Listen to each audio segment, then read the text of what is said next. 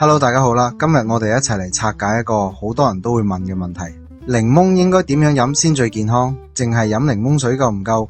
榨檸檬汁飲得多會唔會傷胃？而坊間興起嘅全檸檬打碎飲法，又係咪真係咁殺？今集呢，我就會同大家逐一比較啦。全檸檬打碎飲、原汁檸檬、檸檬水，睇下邊樣先真正啱你身體、啱你目。而首先呢，我哋睇下呢三種飲法有咩分別嘅。第一種咧，全檸檬打碎飲，你會用成個檸檬，包括果皮、果肉，甚至小量子打成飲品。佢好處係營養密度極高，特別係纖維、抗氧化物質、維他命 C 幾乎原汁原味保留晒。咁但係苦味重，飲落會有啲挑戰。第二種，榨檸檬汁直飲，呢種方法簡單直接，酸味勁，但係飲完好爽，有足夠維他命 C。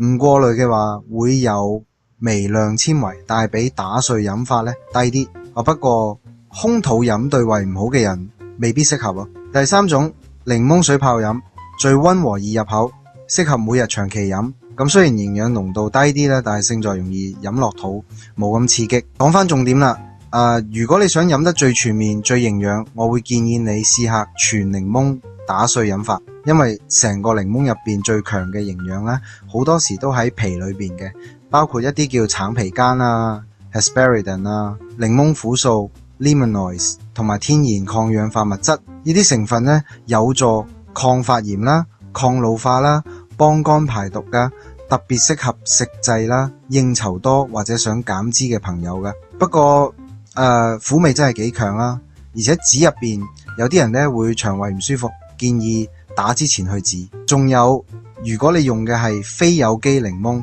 記得用小蘇打溫水徹底洗乾淨個皮，否則農藥殘留飲入肚就唔太好啦。咁最後三種飲法我點推介呢？如果你目標係清腸啊、抗氧化、減脂，建議你可以一星期2-3次試下打碎成個檸檬飲，加少少蜜糖或者奇亞籽咧，口感會好啲。如果你想日常補充維他命 C， 榨汁加水飲已經好夠，記住唔好空肚飲，尤其胃唔好嘅人。如果你純粹想補水同埋保養皮膚咧，每日飲檸檬水係最簡單選擇，長期飲都冇問題。所以記住，唔係邊種最好，而係邊種最啱你。飲檸檬識飲先至有健康。